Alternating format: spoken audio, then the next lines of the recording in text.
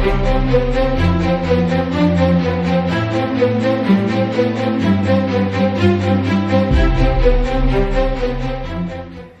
big thank you to you for inviting me to this event. Manish Gupta ji, Divya Gupta ji, Rajiv Gulati ji, Ritu ji. I think this is a great moment that you people are working on something which is pretty important. When I had this morning come here, I was talking to Mr. Manish about the entire process, methods that you have adopted, and one thing that came to my mind about what is the success rate of unicorns, these startups in India, and the response was pretty poor. Someone said it's 2.5% by DIPP, someone said 1 out of 10. And then I asked that what's the state of innovation in India? And Manish ji said that it's pretty bad in country. So I'm asking all of you, what is your view about how is India as an innovation, as a country, as an innovation? I'm just asking all of you. Any idea? Is it good? Is it bad? Is it okay? Is it very good? What's it? Sorry? Okay. We are not innovators, we are early adopters. We are early adopters. That's how I put it. We innovate when we go to US, but Not from here. India is a land of innovators. I think a land of innovation. Land of innovation. We just have to give them the right Okay. Platform. So, this prompted me to talk about this subject. I had thought I will make a presentation or something else, but let me now talk about this. See, in last 2 decades, if you see India has become a big hub of outsourcing, especially the back office work, and also the software development. Most of the jobs from all the outside India countries who have been outsourcing to India, they have lost their jobs to India because we have shown a significant, big thrust as a country to adopt to early development, software development mindset, as well as adopting the BPO model that got outsourced to India. And not only this, the China has been one of the biggest, the job takers for the manufacturing sector when it comes to looking at the West. But when you combine both of these, most of the authors in the world, they used to talk about that. There is a need to not promote the free trade, because this free trade has created a lot of problems for the developed nations, because countries like India and China, they are taking lots of jobs. But I had read a book which was written by Thomas Friedman, World is Flat, in which Thomas Friedman, because when many people raise their concerns about this, that we are losing the jobs and we should not have a free trade. So this gentleman in his book came out with an idea that, see, innovation is it's a very unique process where the value gets created and distributed, and all the Western models, all the businesses of the West can flourish if they continue to do with the innovation and pass on the drudgery work to the developing countries. So when the Indians started thinking about it, the question came up was, is India going to be a place for innovation? And most of the people said, look, India is good for doing all this drudgery work, this outsourcing work, but India is not a great place for innovation. Indians are not made to innovate, and hence India should continue with this kind of outsourcing work and other things.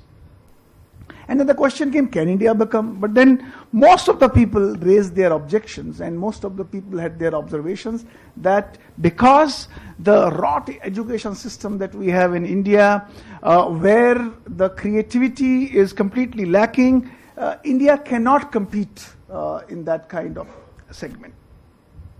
So the questions that came up to many of the peoples was, look, if you have to compare India, you first must look at the country. This country has never produced organizations like Google, or it has never produced iPods, it has never produced Facebook, it has never produced Apple. These all innovations happen outside India. So India is not a place, or India doesn't have a paradigm or mindset for creating such kind of organizations and innovation.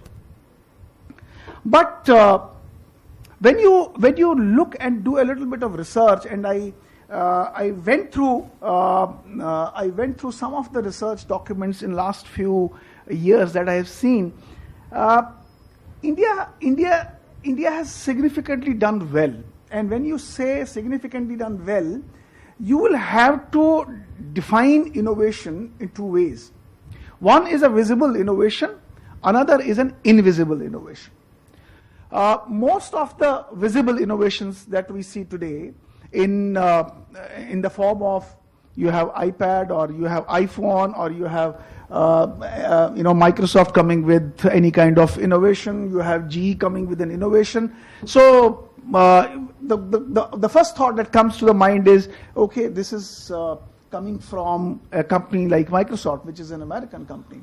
But when you actually look a little deeper into these organizations, and you try to find out who are heading these research labs for these organizations in the Silicon Valley, you will find almost most of these research heads in the Silicon Valley would be representative of India.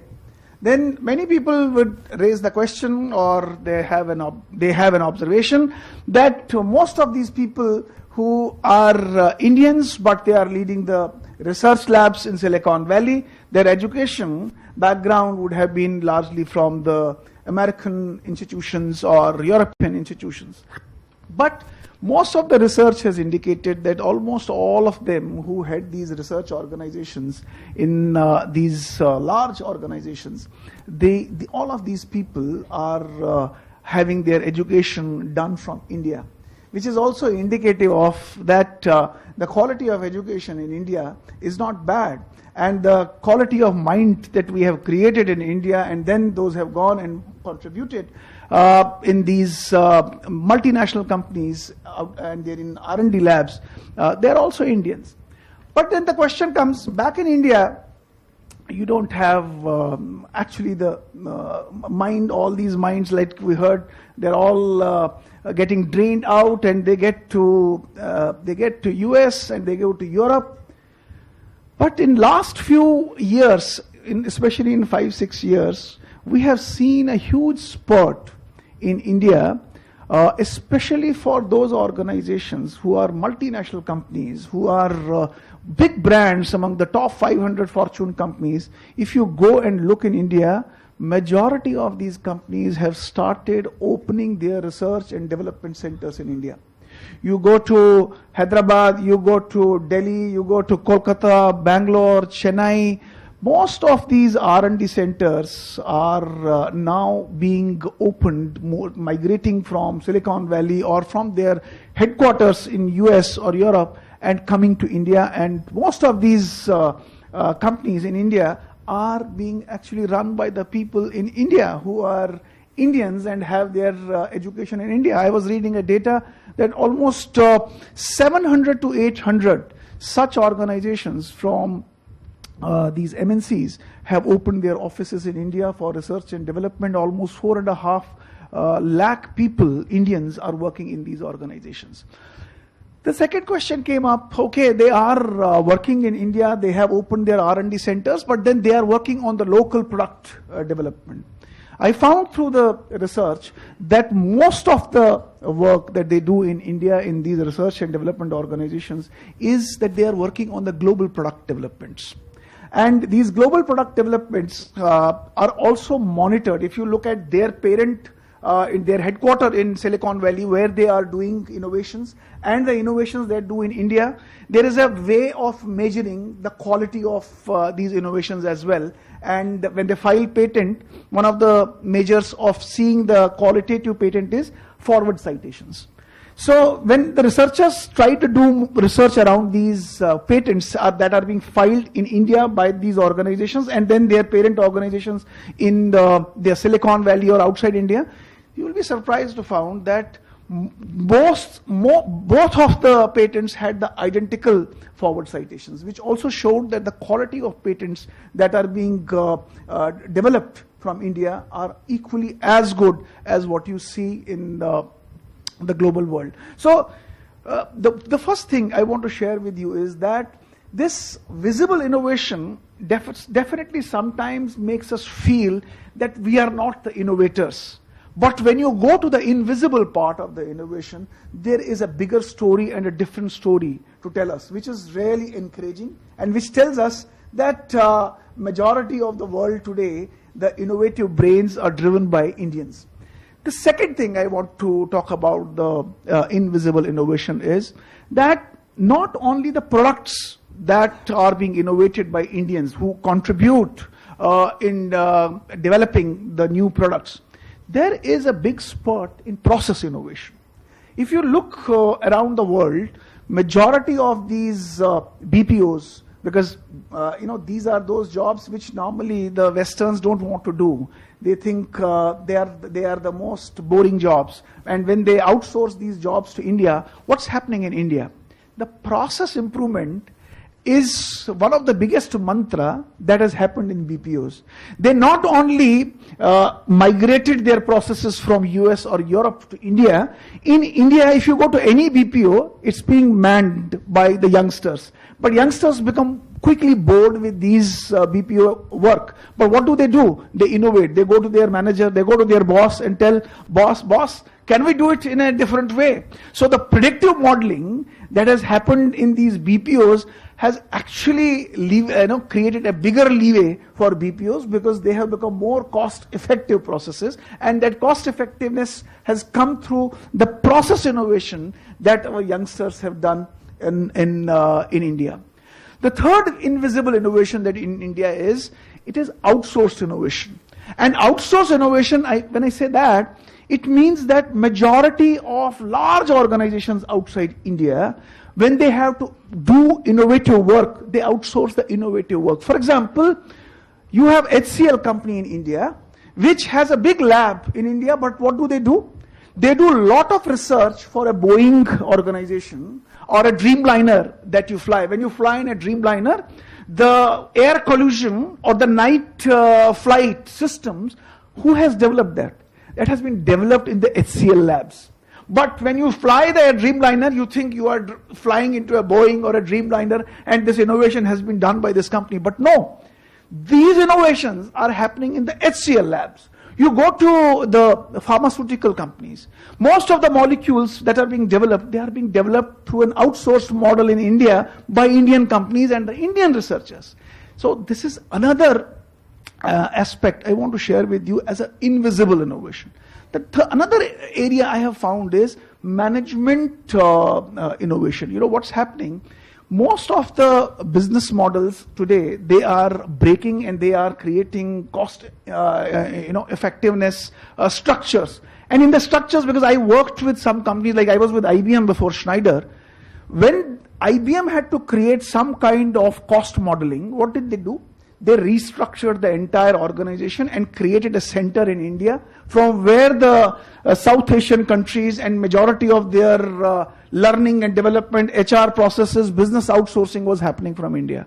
So the structures are also being optimized, and India has become one of the biggest contributors in doing that. And I remember when I was working with IBM, the history of IBM is in around 1999 till 2000, the total headcount of IBM was somewhere around 3.5 lakh. And you know how many people in India worked? 9,000.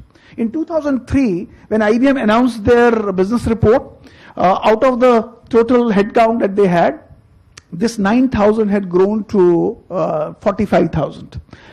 After that, in 2010, it had grown to 80,000. After 2010, IBM stopped publishing their global headcount reports. You know why? Because my guess is, now that I am not in an IBM, so I can make the statement, my guess is today, out of the 4.5 lakh employees that IBM has, or somewhere India has almost 1,60,000 employees. Now tell me, is an IBM an Indian company or an American company? So this all has happened because we have innovative brains in India. And sometimes when we feel a little low about India, I think that's the time to relook not only the current scenario. If you go to the past, India's GDP in 1st century AD, not by me, by Angus Madison, he has reported that in the economic reports when he did it for the Britishers. India's GDP in 1st century AD was 35%. Can you imagine? Today it is 6% or 7% of the total world GDP. In 1st century AD, India had 35% of GDP. Can you imagine what was happening in India in 1st century AD that India was able to make a GDP of 35%? We had innovations in India. You go to any sector, astrology, astronomy, earth sciences, health sciences, metallurgy, canal making, games, sports, any side, Ayurveda. I saw in Melbourne, there is Maharishi Sushruta's idol outside the university, and they have written under that a title, Father of Surgery. And this is the same Maharishi who created Sushruta Samhita, where you had the doctrine and the principles of surgery, cataract operation, and even today we have Charak Samhita and Viman Shastra.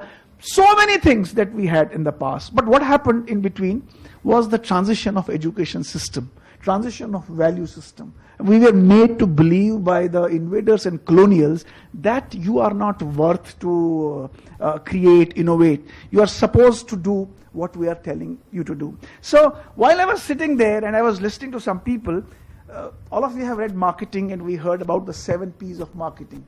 I have the 6 P's of marketing. I have 6 P's. While I was sitting there, I was thinking, what's our model when we have to respond to this? I have written 6 P's. My first P is the problem. When you are into the startups, when you are when you want to ideate, I think instead of creating a solution, understand the problem. India is a developing country and we are full of opportunities in India. Find out problems. The solution for creating a startup lies in a problem. Unless and until you have identified a problem, there is no point in inventing solutions. Find out the problem. The second is purpose. Create a purpose out of that problem. So if you cannot create a purpose out of that problem, I don't think you will be able to create the third P, that is passion. Because unless you are passionate about that purpose that has come out of that problem, I don't think you will sustain too long when you are working on that solution. The fourth is, this entire journey of startup is full of challenges. Unless you have the fourth P, that is perseverance and persistence, you will not be successful. Don't think that you started something and in next 6 months and 1 year's time you are going to become the Elon Musk or Steve Jobs of the day. It is going to take your blood and sweat, and believe me, unless you give that persistence and perseverance into that work, you are not going to create something out of it. The fifth is, you need to have regular performance gap analysis. This fifth P. Performance gap analysis, I mean to say, whatever you are achieving, remember, compare it with the problems, because problems are also changing. So what you are achieving, the problems are changing. Between that, there has to be a performance gap. Keep looking at that performance gap, and that performance gap will keep on encouraging you to relook back to your working model so that you make the changes into that. And the sixth P, which is most critical, what I thought was to share with you, is the person. You as a person, who you are, how you behave, how you think, how you communicate, how you build relations, how you gather information, how you gather data, how you talk to people, how you interact with people. These 6 P's to me are the mantra for you to become successful. But believe in your mind, we belong to that generation and that gene who has given great things to the world. Unfortunately, it has been shadowed under the clouds by many people and some of our education system. But believe me, our roots are well ingrained in innovation. We are an innovative nation. Thank you very much.